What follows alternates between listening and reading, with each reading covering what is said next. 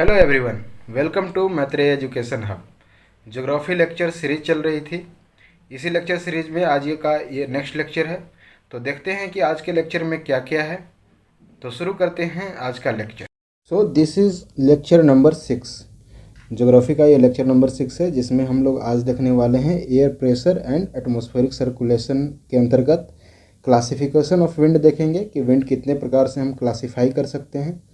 फिर हम लोग इसी में जानेंगे, इसी के अंतर्गत जानेंगे कि ट्राई सेलुलर मेरीडोनल सर्कुलेशन क्या है, क्या होता है, जैसे कि हेडली सेल, फेरल सेल, इसके बारे में जानेंगे। उसके बाद फिर जो नेक्स्ट टॉपिक है जो jet stream and walker circulation and ENSO, ठीक है, इनसो बोला जाता है उसको। तो आज के जो लेक्चर है उसको मैं छोटा बनाने के लिए, लेक्चर काफ़ी बड़ा ना हो जाए, क्योंकि बहुत लोगों ने कंप्लेन किया है कि मेरा लेक्चर बड़ा होता है, उनको देखने में प्रॉब्लम होती है। इसीलिए लेक्चर को शॉर्ट रखते हुए सिर्फ हम लोग क्लासिफिकेशन ऑफ विंड देखेंगे। उसमें लोकल विंड्स, परमानेंट विंड जो भी हैं उसमें वो देखेंगे, उसको अच्छे से एक्सप्लेन करेंगे। और फिर अगले लेक्चर में हम लोग जेट स्ट्रीम और वॉकर सर्कुलेशन को देखेंगे। तो क्लासिफिकेशन ऑफ विंड की बात की जाए तो हम लोग विंड को दो तरीके से क्लासिफाई कर सकते हैं, दो पार्ट्स में डिवाइड कर सकते हैं। पहला है परमानेंट विंड, जिसको आप इनवेरिएबल विंड्स के भी नाम से जानते हैं, कहीं कहीं पे प्रिवेलिंग विंड्स भी बोला जाता है, या फिर प्लानिटरी विंड्स भी बोला जाता है। और जो सेकंड जो क्लासिफिकेशन है, जो सेकंड टाइप है, वो वेरिएबल विंड्स है। वेरिएबल विंड्स में हम लोग सीजनल विंड्स को देखते हैं, लोकल विंड्स को देखते हैं, माउंटेन्स एंड वैली ब्रिजेस को देखते हैं, लैंड एंड सी ब्रिजेस को देखते हैं। तो एक एक करके हम सारे विंड्स को देखेंगे और वो किस तरह से कहाँ तक चलती है, कौन से लैटिट्यूड में है, कितने डिग्री लैटिट्यूड पर क्या वेरिएशन होता है, उसके बारे में हम लोग देख रहे हैं। तो जो परमानेंट विंड है उसको हम तीन पार्ट्स में डिवाइड कर सकते हैं, जैसे कि ट्रेड विंड्स एक परमानेंट विंड है, वेस्टर्लीज भी परमानेंट विंड है, और पोलर विंड्स भी परमानेंट विंड है। परमानेंट विंड को परमानेंट विंड इसलिए कहा जाता है क्योंकि ये रेगुलर रूप से अपने डायरेक्शन को चेंज नहीं करते। ये थ्रू आउट द ईयर इनकी जो डायरेक्शन होती है वो सेम ही होती है, ठीक है। ये अपने डायरेक्शन जो है इसका हमेशा मोर और लेस जो है वो सेम होता है। ये आप देख सकते हैं कि मोर और लेस दोनों इनका जो डायरेक्शन है वो सेम है, इसीलिए इनको क्या कहा जाता है, परमानेंट विंड्स कहा जाता है। इनको प्लानेटरी विंड भी बोला जाता है। प्लानेटरी विंड इसलिए बोला जाता है कि ये पूरे अक्रॉस द ग्लोब पर distributed all over the globes, so they are called a planetary winds, ठीक है। फिर देखते अब ट्रॉपिक वाइज देखते हैं कि आखिर कौन से ट्रॉपिक में कौन से विंड्स हैं। तो जो पहला है जो कि हम लोग ट्रॉपिकल जोन में देखते हैं, जिसका जो एक्सटेंशन जो है 30 degree northern hemisphere and 30 degree southern hemisphere तक है। इसका जो एक्सटेंशन, इस जोन में, जो ट्रॉपिकल जोन में कौन कौन सी विंड चलती हैं वो उसके बारे में हम लोग देखते हैं। तो इसमें आपको मेनली 3 जोन, इसमें जो है आपको 3 टाइप ऑफ विंड देखने को मिलेंगे। एक तो जो क्षेत्र है इक्वेटोरियल जोन का, वहाँ पे डोलड्रम की स्थिति पैदा होती है, डोलड्रम की सिचुएशन पैदा होती है, और वहीं पे इक्वेटोरियल वेस्टर्लीज भी चलती है। और जो नेक्स्ट है वो ट्रेड विंड है। यानी कि हम लोग अभी मेनली किसके बारे में बात कर रहे हैं, ट्रॉपिकल जोन के बारे में बात कर रहे हैं। ट्रॉपिकल जोन मैंने आपको पिछले लेक्चर्स आप जाके देखिए, उसमें मैंने ट्रॉपिकल जोन के बारे में बताया है। पोलर सब पोलर, इस सारी चीज़ों के बारे में वहाँ पे डिस्कस की जा चुकी है। तो आप प्लीज़ पिछले लेक्चर जाके अवश्य देखें। देखो ये जो है, ये हमारा ग्लोब है। ग्लोब पे अगर हम ये 0 डिग्री पर क्या होता है, ये है इक्वेटर, ठीक है। यहाँ पर हम लोग 30 डिग्री तक, 30 डिग्री नॉर्थ, ये नॉर्दर्न हेमिस्फेयर है, और ये साउदर्न हेमिस्फेयर है। अगर तो 30 degree north and 30 degree south तक हम लोग ट्रॉपिकल जोन बोलते हैं इसे। तो इस ट्रॉपिकल जोन में हम लोग देख रहे हैं कि doldrum, equatorial westerlies and trade wind के बारे में हम लोग देख रहे हैं कि इसमें ये विंड चलती है, इन विंड का सर्कुलेशन है। जो 30 डिग्री जो लैटिट्यूड है, इसे हम लोग सब ट्रॉपिकल हाई प्रेशर बेल्ट भी बोलते हैं। पिछले लेक्चर, अगर आपने पिछला लेक्चर देखा होगा तो आपको समझ में आएगा कि subtropical high pressure belt क्यों फॉर्म होता है। ये दोनों भी हेमिस्फीयर में subtropical high pressure belt form होता है। And according to Ferrel laws, क्या होता है कि जो नॉर्दर्न हेमिस्फेयर में है, नॉर्दर्न हेमिस्फेयर में जो एयर है वो राइटवर्ड डिफ्लेक्ट करती है। ठीक है, तो जो विंड का डायरेक्शन हाई प्रेशर से लो प्रेशर की ओर होता है। इक्वेटोरियल पर आपको पता है कि इक्वेटर पर लो प्रेशर जनरेट होता है, और जो 30 डिग्री लेटीट्यूड है वहाँ पे हाई प्रेशर जनरेट होता है। तो हाई से लो की तरफ आएगा, ये नॉर्दर्न हेमिस्फेयर में है। तो फेरल के अकॉर्डिंग जो एयर की डायरेक्शन होगी वो इस तरह से होगी, है ना, ये राइट डिफ्लेक्ट करेगा। तो ये राइट डिफ्लेक्ट किया, यानी कि ये ईस्टर्ली हुआ। ईस्ट, ये इधर ईस्ट है, ये वेस्ट है, नॉर्थ, नॉर्थ एंड साउथ। तो इसकी जो डायरेक्शन है नॉर्थ ईस्ट से लेकर ये साउथ वेस्ट की तरफ जा रही है, और इसी को कहेंगे ट्रेड विंड। ये क्या है, ये ट्रेड विंड है। ट्रेड विंड इसका नाम क्यों पड़ा, इसके बारे में भी हम लोग देखेंगे। ट्रेड विंड का एक्चुअली जो नाम इसलिए पड़ा क्योंकि उस समय जो मर्चेंट जो एक जगह से दूसरी जगह जाते थे अपने शिप को लेकर, तो ये विंड उनके शिप को एक पुश देता था, और उनको शिप सी में, जो ओशियन में जो शिप है उसको ले जाने में मदद करता था। ये विंड के सहारे, एक विंड फोर्स जनरेट करता है, उसके सहारे आराम से वो शिप ओशियन में चलती थी। तो इसलिए इसको ट्रेड विंड बोला गया। हम लोग देखते हैं कि जो पहला जो मैंने यहाँ बताया कि डोलड्रम कैसे फॉर्म होता है, और क्या ये रेगुलर है या इरेगुलर है, कहाँ कहाँ पे ये डोलड्रम की स्थिति पैदा होती है। Doldrum actually very weak wind है। ठीक है, एक वीक एंड काम विंड है, एक काम विंड है जो कि इक्वेटोरियल रीजन में चलता है।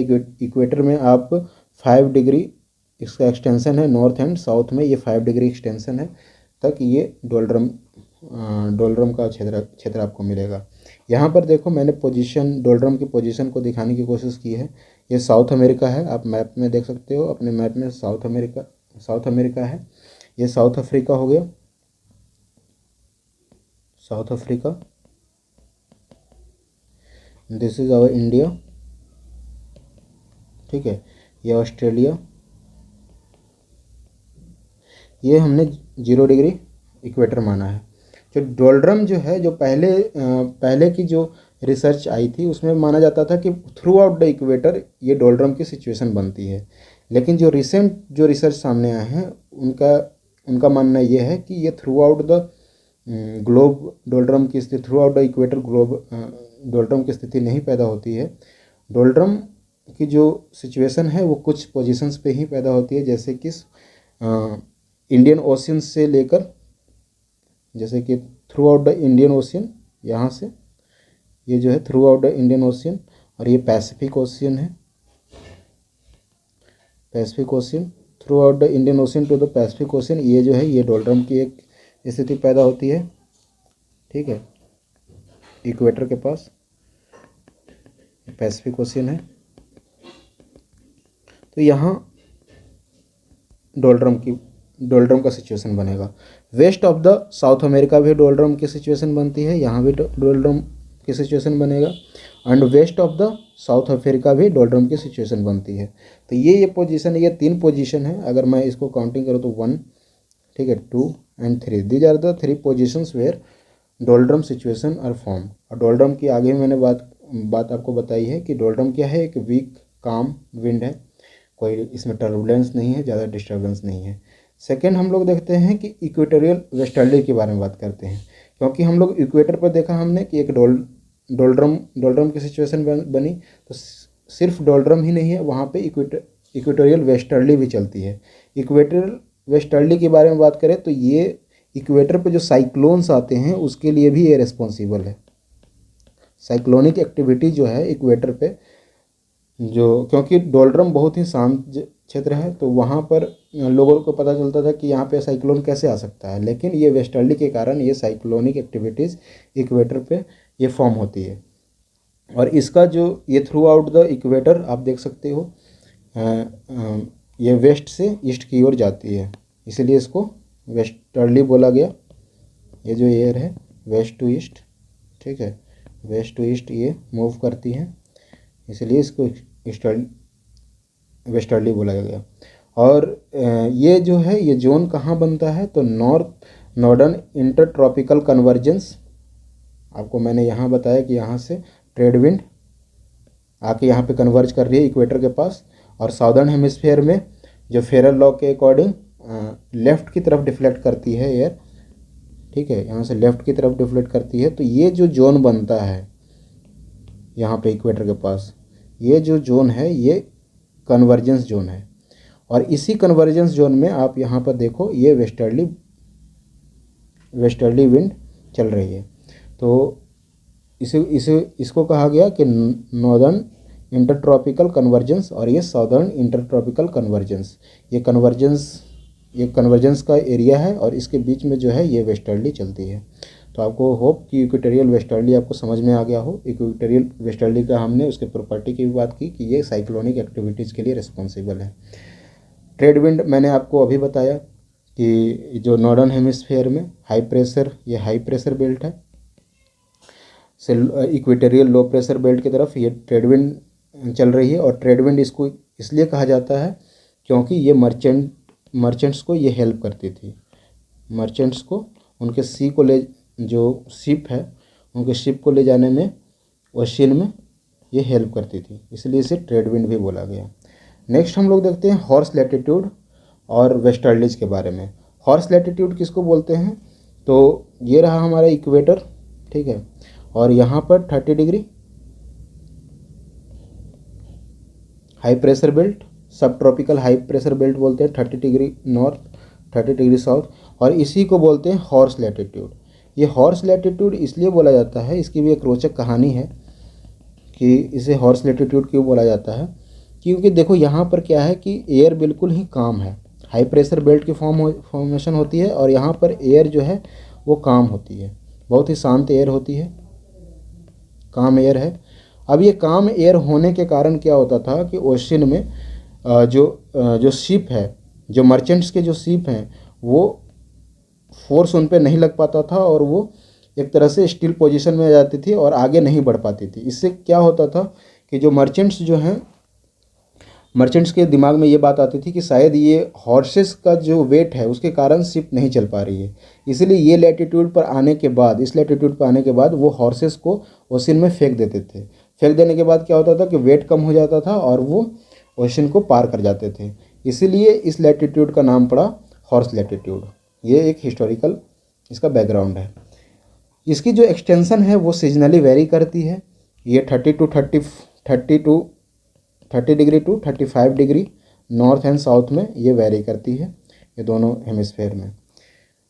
यहाँ से आपको मैं बता दूं कि ये हाई प्रेशर बेल्ट है, सब ट्रॉपिकल हाई प्रेशर बेल्ट बोलते हैं, सब ट्रॉपिकल हाई प्रेशर बेल्ट, ऐसे आप डिनोट कर सकते हो। और इसके जस्ट ऊपर जो 60 डिग्री लैटिट्यूड पर ये सब polar low pressure belt form होता है, सब polar low pressure belt form होता है। ये दोनों ही हेमिस्फेयर में फॉर्म होंगी। और ये सब प्रेशर लो प्रेशर बेल्ट, आपको मैंने विंड के डायरेक्शन में बताया था कि एयर हमेशा, विंड जो है हमेशा हाई प्रेशर से लो प्रेशर की ओर चलती है। तो यहाँ पे ये हाई प्रेशर है, हाई प्रेशर से ये लो प्रेशर की ओर जाएगी, और लो प्रेशर की ओर जब जाएगी तो यहाँ पर क्या लगेगा, यहाँ पर फेरल लॉज हम लोग अप्लाई करेंगे। फेरल लॉज क्या कहता है कि जो नॉर्दर्न हेमिस्फीयर है वहाँ पर जो एयर है वो राइट की तरफ डिफ्लेक्ट करेगी। तो यहाँ से अगर आप इधर अपने फेस करोगे तो राइट आपका किधर होगा, इधर होगा। तो इस तरह से ये डिफ्लेक्ट करेंगे, सब पोलर रीजन की तरफ, इस तरफ ये डिफ्लेक्ट करेगी। अब इसका जो डायरेक्शन है आपको पता है कि ये ईस्ट है और ये वेस्ट है। तो ये वेस्ट की तरफ से ये डायरेक्शन आ रही है, इसलिए इसको क्या कहेंगे, वेस्टर्ली बोलेंगे, वेस्टर्लीज। तो आपको पता चल गया कि वेस्टर्लीज कैसे चल रही है ना। ये 30 डिग्री से ये ऊपर की तरफ जाएंगे तो ये वेस्टर्ली आपको यहाँ मिलेगा। 30 डिग्री से जैसे 60 डिग्री की तरफ जो विंड मूव करेगी वो वेस्टर्ली भी मूव करती है। वेस्टर्लीज की बारे में, प्रॉपर्टी के बारे में बात करें तो आपको पता है कि नॉर्दर्न हेमिस्फीयर में कॉन्टिनेंट्स ज़्यादा हैं। कॉन्टिनेंट्स ज़्यादा होने के कारण जो एयर की जो मूवमेंट है वो ऑब्स्ट्रक्ट होगी, इसलिए जो मतलब कि स्पीड ऑफ द एयर है, विंड है, वो साउदर्न हेमिस्फीयर के कंपैरिजन में नॉर्दर्न हेमिस्फीयर में कम होगी। साउदर्न हेमिस्फीयर में ये ज़्यादा स्ट्रॉन्ग हो जाती है वेस्टर्ली। साउदर्न हेमिस्फीयर में आप यहाँ पे डायरेक्शन निकाल सकते हो, खुद ही निकाल कर देखो कि फेरल लॉ के अकॉर्डिंग साउदर्न हेमिस्फीयर में लेफ्ट की तरफ एयर डिफ्लेक्ट करेगी, यानी कि इधर आपकी जो एयर है इस तरफ डिफ्लेक्ट करेगी, और ये वेस्टर्ली हो गया। मैंने बताया कि साउदर्न हेमिस्फीयर में ओशंस ज़्यादा हैं कॉन्टिनेंट्स के कंपेरिजन में, इसलिए यहाँ पर इसकी स्पीड बहुत हाई हो जाती है, और ये डिफरेंट लैटिट्यूड पर अलग अलग नाम से जाने जाते हैं। जैसे कि 60s श्रिंकिंग 60s बोला जाता है, श्रिंकिंग 60s।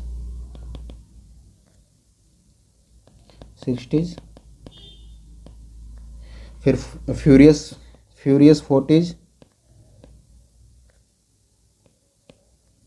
Furious 50s। इन सब नामों से ये जाना जाता है। यूपीएससी ने क्वेश्चन भी पूछा है कि श्रिंकिंग 60s, फ्यूरियस 50s ये क्या है, तो ये वेस्टर्ली है, आपको पता होना चाहिए ये वेस्टर्लीज विंड है। और क्योंकि इनकी स्पीड बहुत ज़्यादा रॉरिंग हो जाती है, रॉरिंग 40s बोला जाता है, रॉरिंग 40s। तो इनके डिफरेंट डिफरेंट नाम से अलग अलग लैटिट्यूड पर इन्हें जाना जाता है, रॉरिंग 40s, furious 50s and shrinking 60s।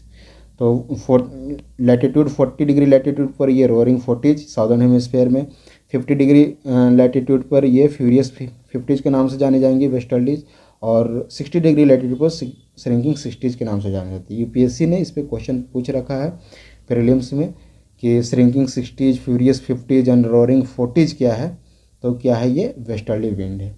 ठीक है, नेक्स्ट हम लोग देखते हैं, ये हमने ट्रेड विंड देख लिया है ना, हॉर्स लैटिट्यूड देख लिया, वेस्टर्लीज देख लिया। नेक्स्ट देखते हैं कि पोलर विंड, एक लास्ट हमारा बचा है परमानेंट विंड में पोलर विंड। पोलर विंड क्या है कि यहाँ पे 90 डिग्री पर आप ये देख रहे हो कि यहाँ पोल है, और पोल पे जो मतलब कि थर्मली इंड्यूस्ड यहाँ पर हाई प्रेशर बेल्ट फॉर्म होता है, और मैंने आपको बताया कि हाई प्रेशर से ये लो प्रेशर की तरफ विंड चलती है। तो यहाँ भी आप फेरल लॉ अप्लाई करोगे तो जो राइट साइड डिफ्लेक्ट करेगा तो ये डायरेक्शन होगा ये पोलर विंड का, और इसी को कहेंगे क्या, ये हो गया पोलर विंड। और ये दोनों हेमिस्फीयर में इसी तरह से चलेंगे। ठीक है, तो ये पोलर विंड आपने देखा। नेक्स्ट क्लासिफिकेशन परमानेंट विंड के बाद हमने देखा था कि लोकल विंड्स। लोकल विंड्स वहाँ की लोकल एरियाज़ के ऊपर डिपेंड करती हैं, तो ये भी डिफरेंट तरीके की होती हैं, जैसे land and sea breezes. Land and sea breezes की बात की जाए तो डे टाइम में जो है आप डे टाइम में आप क्या देखोगे, सी ब्रिजेज देखोगे। कैसे ये फॉर्म होता है उसके बारे में हम लोग देख लेते हैं। तो आपको मैंने पिछले लेक्चर में, प्रीवियस लेक्चर में आपने देखा है कि सन जो है वो लैंड जो है वो सन के रेज से वो वाटर के कंपेरिजन में जल्दी गर्म हो जाएगा। ठीक है, जल्दी गर्म हो जाने के कारण क्या होगा, यहाँ पे एयर हीटअप होके ये एयर यहाँ से ऊपर की तरफ जाएंगे एटमॉस्फेयर में। ऊपर की तरफ जैसे एटमॉस्फेयर में बढ़ेंगे, यहाँ पर क्या होगा, लो प्रेशर क्रिएट होगा, यहाँ पे लो प्रेशर फॉर्म हुआ। और अगेन आपको पता है कि high pressure to low pressure wind चलती है। तो यहाँ पर हाई प्रेशर, क्योंकि वाटर जो है वो देर से गर्म होता है, इसलिए यहाँ पे हाई प्रेशर बना हुआ रहेगा और यहाँ पे लो प्रेशर क्रिएट हो जाएगा। तो ये जो सी से ओशियन से जो लैंड की तरफ जो हवा चलेगी उसे क्या कहेंगे, सी ब्रिजेज। इसलिए डे टाइम में क्या चलता है, सी ब्रिजेज चलता है।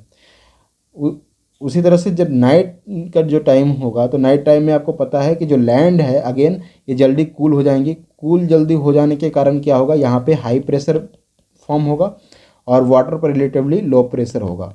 तो यहाँ पर नाइट के समय में क्या है कि लैंड से सी की तरफ ये हवा चलेगी, और इसी को बोलेंगे लैंड ब्रिज। समझ में आ गया सी ब्रिज एंड लैंड ब्रिज में क्या डिफरेंस है। नेक्स्ट है इसी की तरह से माउंटेन एंड वैली ब्रिजेज होते हैं। वैली ब्रिजेज आपको डे टाइम में देखने को मिलता है। डे टाइम में क्या होता है कि ये देखो, ये वैली ब्रिजेज हैं। यहाँ से क्या होता है, डे टाइम में जो हिली एरियाज है, जो हिल के जो टॉप है, माउंटेन के जो टॉप है, यहाँ पे क्या है, एटमॉस्फेयर ओपन है। ओपन एटमॉस्फेयर होने के कारण यहाँ पे जल्दी हीटअप नहीं हो पाएगा, क्योंकि जो हीट एनर्जी है वो एटमॉस्फेयर में भी डिस्ट्रीब्यूट होंगी, तो यहाँ पे जल्दी हीटअप नहीं होगा। लेकिन वैली में जो हम लोग देखेंगे यहाँ पर जल्दी हीटअप हो जाएगा एयर, और हीटअप हो जाने के कारण ये क्या करेंगे, ये स्लोप, वैली जो स्लोप है उसको पकड़ के ये ऊपर की तरफ मूव करेंगी, और ये जो वैली से जो माउंटेन टॉप की तरफ जो मूव कर रही है एयर, उसी को क्या बोलेंगे, वैली ब्रिज बोलेंगे। और तो ये डे टाइम में वैली ब्रिज हो गया। नाइट टाइम में क्या होगा कि नाइट टाइम में यहाँ पे हाई प्रेशर फॉर्म होने के कारण ये क्या करेंगी, ये श्रिंक करेंगी, और श्रिंक करके ये वैली की तरफ शिफ्ट होंगी। वैली की जब ये तरफ ये जब शिफ्ट होगा तो इसी को बोलेंगे क्या कि माउंटेन ब्रिज। तो ये आपको समझ में आ गया valley bridge and mountain bridge क्या होता है। नेक्स्ट है कि किसी किसी कम्पिटिटिव एग्जामिनेशन में आपको लोकल विंड्स के बारे में पूछा जाता है। डिफरेंट नेम्स है लोकल विंड्स के, जैसे कि वो यूएसए में क्या बोला जाता है, उसके बाद सहारा डेजर्ट में क्या बोला जाता है, तो उसका भी मैंने लिस्ट यहाँ पे दे दिया है। लोकल विंड्स को आप देख सकते हो कि वार्म एंड ड्राई विंड्स होते हैं और एक कोल्ड विंड्स होता है। दोनों में दो तरीके के विंड होंगे, वहाँ के लैंड के जो करेक्टरिस्टिक है उसके ऊपर डिपेंड करता है। तो वार्म विंड्स में आप चिनूक फोन आपने सुना होगा। जो चिनूक जो विंड है वो वार्म एंड ड्राई विंड है। ये रॉकीज़ जो हैं यूएसए में, रॉकीज़ जो माउंटेन है उसके ईस्टर्न स्लोप पर ये विंड चलती है, चिनूक विंड। चिनूक विंड उस समय ये विंटर के सीजन में ही ये चलती है। और मैं आपको बता दूं कि इसे उस समय क्या होता है कि जो टेम्परेचर जो होता है रॉकी माउंटेन्स की तरफ यूएसए में 0 डिग्री से भी नीचे होता है। ठीक है, अब ये 0 डिग्री से नीचे होता है तो यहाँ पे स्नोफॉल होगा। लेकिन जो चिनूक जो है वो आपको पता है कि रिलेटिवली ये वार्मर है। इसकी जो टेम्परेचर होती है ये 40 डिग्री फ़ारेनहाइट के आसपास, यानी कि 4.4 आप डिग्री सेल्सियस मान सकते हो, 4.4 डिग्री सेल्सियस के आसपास। तो रिलेटिवली क्या है, ये 0 डिग्री से तो हाइयर है। 0 डिग्री से हाइयर होने के कारण क्या होगा कि वहाँ पे जो स्नो होगा वो इसके प्रभाव में आने के कारण वहाँ पे स्नो क्या होगी, मेल्ट होंगी। इसीलिए इसका नाम क्या रखा गया, स्नो ईटर। ठीक है, इसीलिए चिनूक को स्नो ईटर भी बोला जाता है। अभी ये जो स्नो है जब मेल्ट होंगी तो वहाँ पे फेवरेबल कंडीशन बनता है स्प्रिंग सीजन में, वो विट सोइंग का कंडीशन बनता है। इसलिए ये फेवरेबल है जो मतलब कि गेहूं की बुआई में। ठीक है, तो ये हो गया चिनूक के बारे में हमने जान लिया। उसी तरह से फोन भी वार्म एंड ड्राई विंड है जो कि स्विट्जरलैंड के तरफ में चलती है। ठीक है, और ये स्प्रिंग एंड ऑटम सीजन में आपको स्विट्जरलैंड में मिलेगा। ये जो है northern slope of Alps mountain की तरफ ये चलती है। और ये भी रिस्पॉन्सिबल है early sowing of spring wheat, है ना, रिपनिंग ऑफ ग्रेप्स। एंड ये जो है वो जो ऑटोमन सीजन में जो फ्रॉस्ट जो जम जाते हैं उसे भी ये चेक करता है, क्योंकि ये गर्म होती है रिलेटिवली, तो वो स्नो जो भी होगा उसको मेल्ट डाउन करेगा। इसी तरह के और वार्म एंड ड्राई विंड है हर्मटन, आपने इसके बारे में सुना होगा। इसे डॉक्टर विंड भी बोलते हैं। इसे डॉक्टर विंड इसलिए बोलते हैं क्योंकि सहारा के जो ईस्टर्न पार्ट ऑफ जो सहारा में उस समय क्या होता है, क्लाइमेट जो होता है ना वो काफ़ी ह्यूमिड क्लाइमेट होता है। ह्यूमिडिटी के कारण क्या होता है कि वहाँ पे डिफरेंट तरीके से बीमारियाँ पैदा होने लगती हैं, लोग बीमार पड़ने लगते हैं। और जैसे ही ये वार्म एंड ड्राई विंड जो हर्मटन विंड वहाँ पे ब्लो करती है तो उससे क्या होता है कि जो बीमारियाँ ह्यूमिडिटी के कारण आ रही थी, ह्यूमिडिटी कम होने के कारण वो बीमारियाँ ठीक होने लगती है, इसलिए इसे डॉक्टर विंड भी बोला गया है। ये बहुत ही डस्टी एंड स्ट्रॉमी विंड है। ठीक है, अब इसी के सिमिलर कुछ और विंड है जो कि अलग अलग कंट्रीज में अलग अलग नाम से जानी जाती हैं, जैसे ब्रिक फील्डर ऑस्ट्रेलिया में, ठीक है, ब्लैक रोलर यूएसए में, शैमल मेसोपोटामिया में और नॉर्वेस्टर्न न्यूजीलैंड में। ये सब वार्म एंड ड्राई विंड्स हैं जो कि हर्मटन विंड के ही कैरेक्टरिस्टिक के विंड हैं। नेक्स्ट है सिरोको भी warm and dry and dusty wind है। ये सहारा डेजर्ट से, ठीक है, ये अफ्रीका है। ठीक, ये अफ्रीका से आप यहाँ पे मेडिटेरियन सी आपको मिलेगा। मेडिटेरियन सी से आप ऊपर की ओर ये विंड चलती है सिरोको। ठीक है, ये मेडिटेरियन सी से इटली स्पेन होते हुए और भी ऊपर की तरफ निकलती है ये विंड। और इसके अलग अलग जैसे कि कंट्रीज़ में अलग अलग नाम से ये जानी जाती है। जैसे कि इसका लोकल नेम है खमसीन, इजिप्ट में जाना जाता है, गिबली लिबिया में गिबली के नाम से फेमस है। तो ये हो गया वार्म एंड ड्राई विंड में अलग अलग तरह के विंड हमने देखे, लोकल विंड्स कौन कौन हैं। उसी तरह से कोल्ड विंड भी है, जैसे मिस्ट्रल स्पेन में और फ्रांस में मिस्ट्रल कोल्ड विंड। बोरा नाम की विंड चलती है अलोंग द एड्रियाटिक सी, बोरा। बिलीजार्ड है, ये बहुत ही वायलेंट एंड स्ट्रॉमी विंड है और ये यूएसए, कनाडा और साइबेरिया में चलती है। तो ये किसी पीसीएस में के एग्ज़ाम में पूछा जा सकता है या फिर यूपीएससी में भी किसी ऑप्शन में आपसे ये पूछा जाता है, इसलिए ये लिस्ट आप याद रखें। और मैंने जो इसकी कैरेक्टरिस्टिक बताई है इससे आपको एक सहूलियत मिलेगा इसको याद करने में। ठीक है, तो ये हो गया लोकल विंड्स हमने देख लिए। देख लिया और परमानेंट विंड्स देख लिए। तो ये आज का लेक्चर रहा जिसमें हमने permanent winds, classification of wind, जिसमें परमानेंट एंड लोकल विंड्स के बारे में जाना हमने। नेक्स्ट लेक्चर जो होगा वो जेट स्ट्रीम पे होगा और वॉकर सर्कुलेशन के बारे में होगा। ठीक है, अगर आपको ये लेक्चर पसंद आता हो तो प्लीज़ चैनल को सब्सक्राइब करें और नोटिफिकेशन बेल आइकन को दबाएं ताकि जब भी कोई वीडियो आए तो आपको वो वीडियो आपके अपडेट्स में आ जाए।